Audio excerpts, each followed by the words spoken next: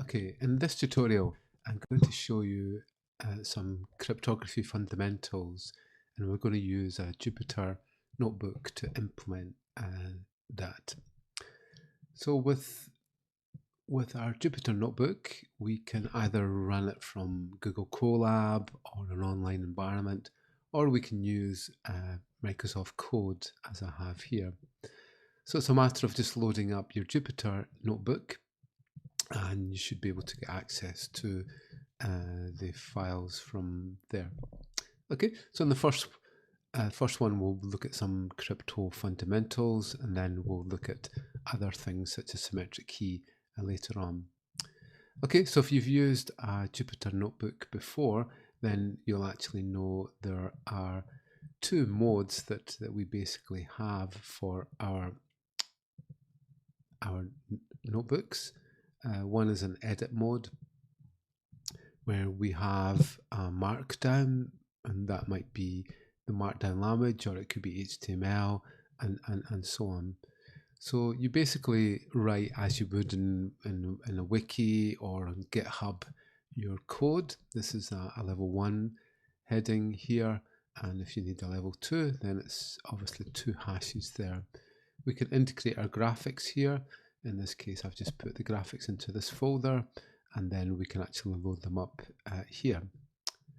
Okay, so that's when we have markdown, and we can add code in if we require. We can add a new code block, and we can have a range of languages. In this case, I'm just using Python 3.8, and I'll just delete this block here.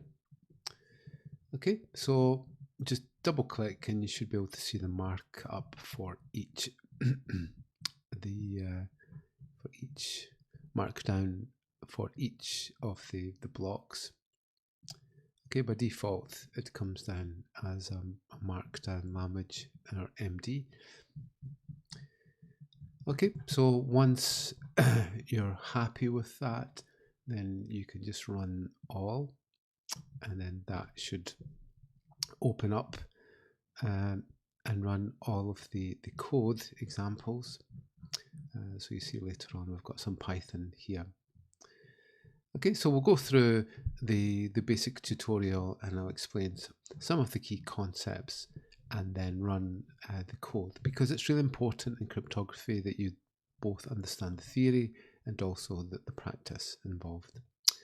Okay, so initially the first slide is obviously Bob and Alice, who were here to protect, to make sure that they have privacy and integrity in their conversations, and obviously that there isn't any impersonation of Bob to Alice. Unfortunately, we have Eve, which is the active adversary, the passive adversary, and Mallory, which is the active adversary. So Eve and Mallory might listen to Bob and Alice's communications, might change them, or might pretend to be one or the other of them. There are other entities such as Peggy, the prover, and Victor, the verifier. Trent is the trusted party between Bob and Alice. Okay, so one of the most basic concepts that we have is that we convert plain text into ciphertext. So the plain text can be in the form of ASCII characters, and we represent these typically as byte values. So in an ASCII character, one character relates to 1 byte at a time. Then we encrypt and we convert that into ciphertext. These are typically non-printable formats, so we need some way to be able to display them. And we either use hexadecimal or a base64 format for that. Hex is fairly easy. We just need to count up to 16, and we split our byte stream into 4 bits, and we represent each of the 4 bits as a hex value. So we can see this is a 5, this is a 14, which gives us an E, and so on. Then this is called a nibble, 4 bytes. We bring 2 nibbles together to make 1 byte. So the byte values are 5E20E6AA in this case. The other format that we use is to use base64 format.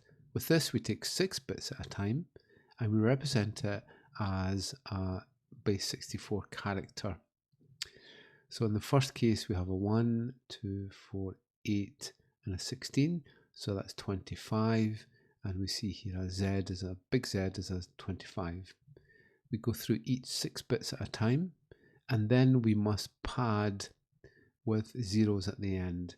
So in this case, we've got 2 rogue zeros at the end, so we'll pad with another 4 zeros to give us a 0. And we see that this character here is an A, quite typical in a base64 string. Then we need to make a multiple of 4 for our base64, so we pad it with equal signs. Okay, so we'll always get a multiple of 4 when we perform our base64 conversion. Okay, so here's a simple example here, and we can see that this one is a Q, U, I, and then we have the padding of the zeros to give us our, we have 2 padded zeros to give us the I here, and then we pad to give us a multiple of 4 characters. Okay, so here's our Python code here. In Python, we can represent in base 10 or as a decimal. We can represent as a hex value, as we've seen, and we can also have a base 8, which is octal values. So in this case, we can define as a binary, and that's a 0b. We can define as a hex value, and then that's 0x. And we can define as an octal value as 0o. Okay, so let's run this program here. We just run there, and we can see here 21 is a 15 in hex, a 25 in octal. This binary value is a 15. You can see that because it's a 1 and a 4. This is a 1 here, and it's 25 there. So modify the program so that we get the hex, octal, and binary values of 42.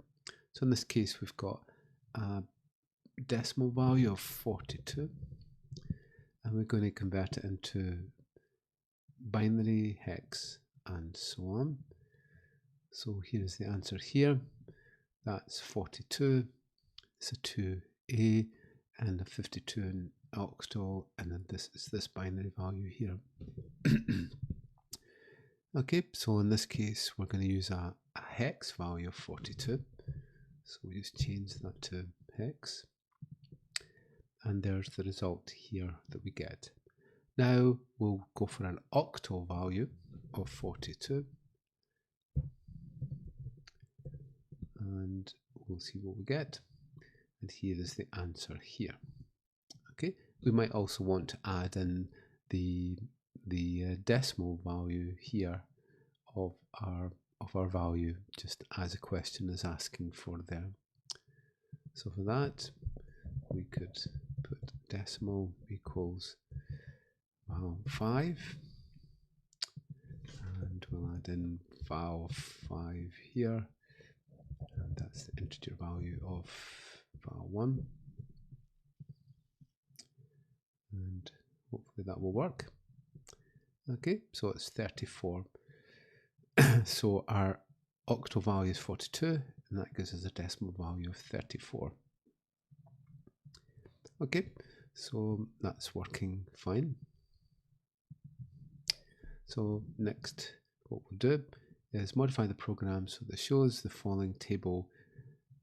Use I in the range. Okay, so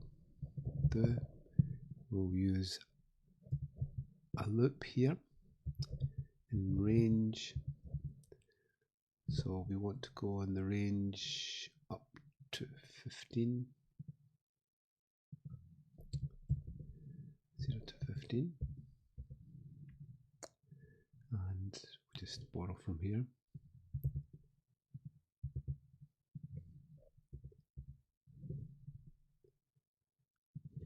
Okay, so we're going to print out I, and then we want hex.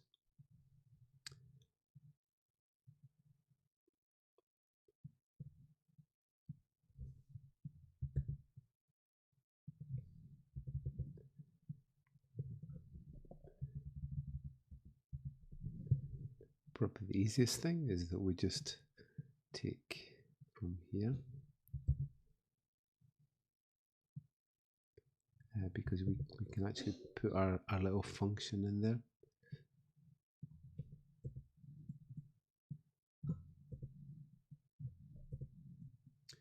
Okay, so we're going to print hex value,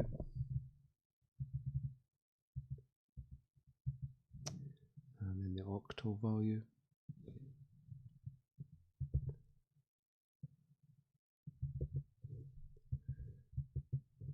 and then finally the binary value.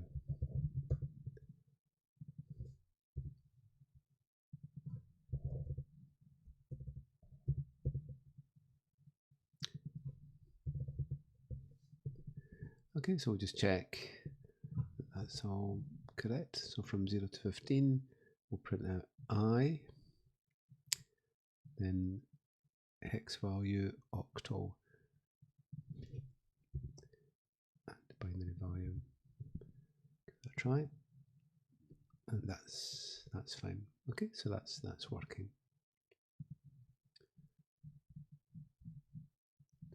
Okay, so the second concept that we come across is what's called the byte conversions. So for this, what we can do is that we can swap between ASCII string values into byte arrays, because when we process, then we process in bytes and not as a string in cryptography.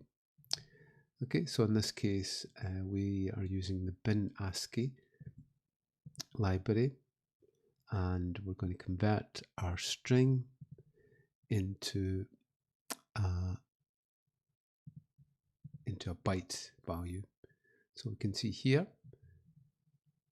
then we're taking our string and we're converting it into bytes in there.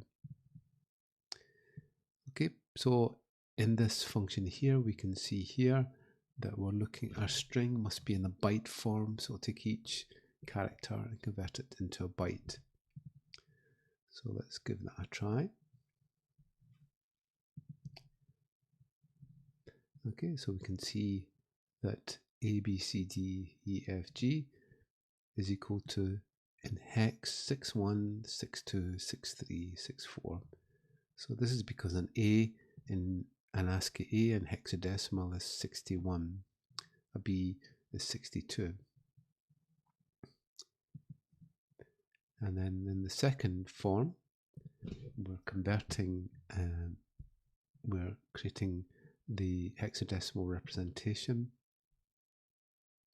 of our string, and basically that converts it into back into our byte array. Okay, so we've actually taken a byte array. This is a byte array. Although it looks like a hexadecimal string, it's actually an array of bytes. And then this is creating it as a string that we can use.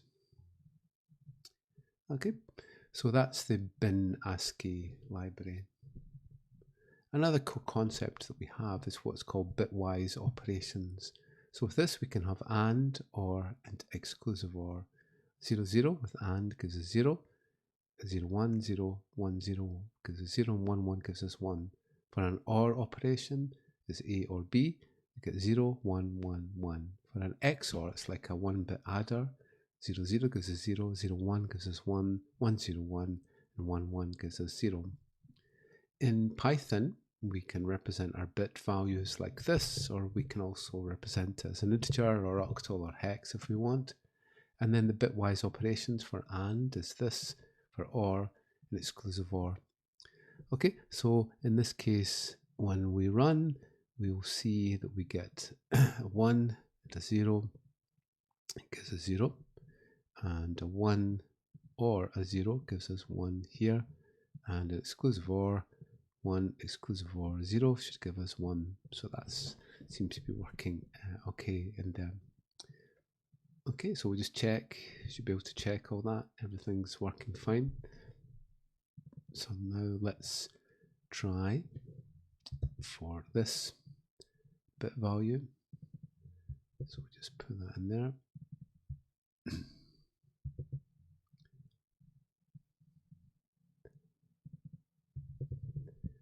Okay, we'll just run this to see what we get, and there's the results that we get here. So we can see that's what's happened is that because the two values are the same, when we XOR them, we get a 0 in there. Okay, so I'll modify the program so you can specify hex values and display them in a hex format. Okay, so in this case, we might say 31, 32, and 43, and we're going to display them in a hex format. I'll just do one of them just now.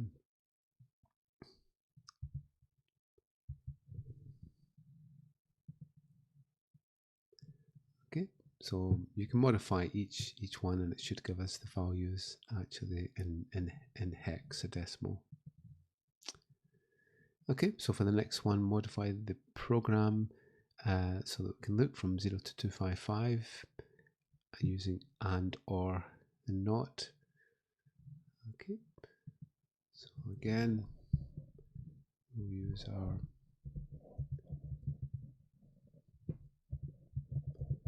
iron range from 0 to 256. It doesn't reach 256. And then we'll just print out.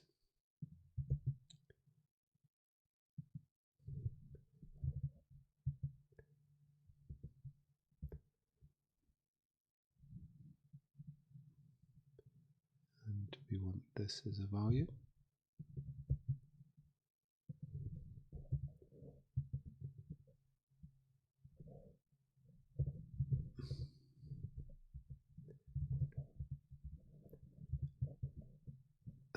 And then or and then exclusive or.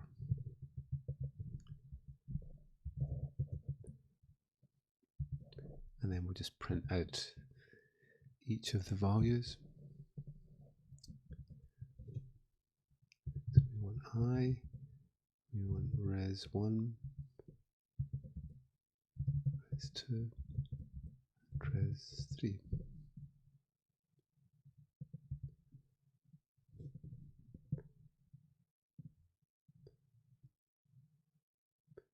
Okay, so it's obviously printing them out as integer values, so that we could modify it so that we get our hex value printed out. It's obviously easier to see our bit patterns if they're in hex. There we go.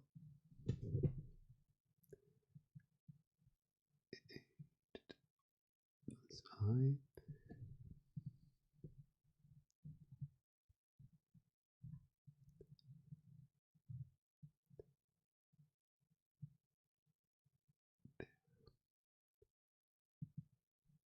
Oops. Need to specify this in binary. Sorry, that should be binary, and there we go.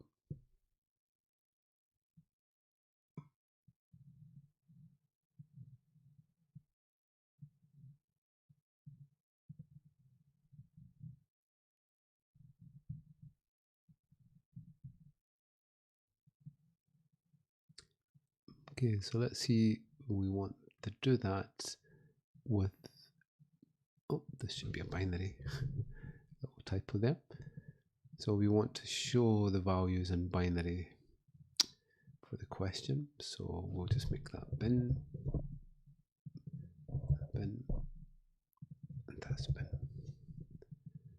Okay, we'll give that a try. That's working perfectly. We can put some tabs in and so on to make it look a bit prettier, such as a tab character in there. But that should be okay. Okay, so the next operation that we have is what's called the modular operation, and that's the result from a divide between A and B but we're only interested in the remainder value that happens. For this, we can use the % symbol to give us a modulo operation. So in this case, we've got 21 modulo 17. So we can see there that gives us 1, remainder 4, so that the answer is 4.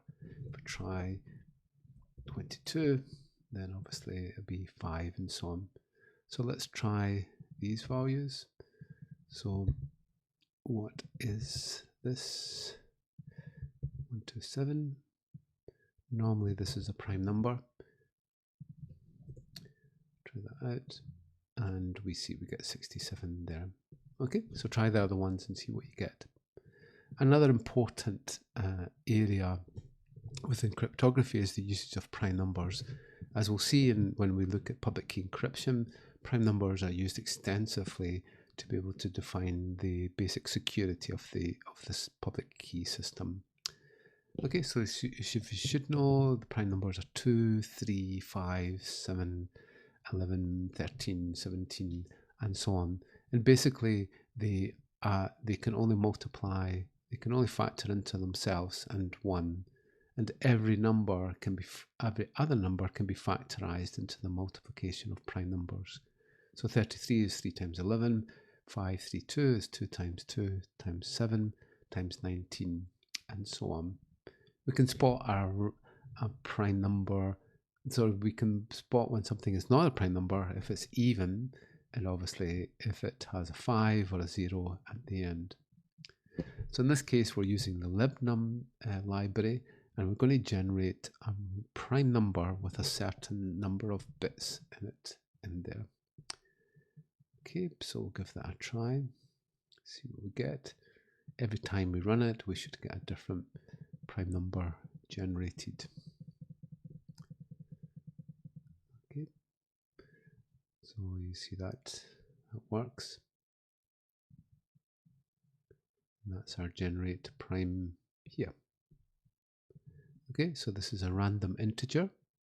So we can see that that's not our prime number, that's just a random number because it's got this even, but this one should be a random prime number. And we can increase the number of bits here to make it a larger prime number. To give you some idea, we often will use 1024 bits. So we can see that ends up as a very long prime number there. So just set that back to 40. We can also use in the crypto library, there is a get prime function. So in this case, again, we specify the number of bits, and we'll take 100 bits here, and we'll just keep generating a prime number. That's fine. Okay, so generate a 64-bit prime number. So we'll go ahead, we'll generate that. And then we can check if this is a prime number by calling up this page here.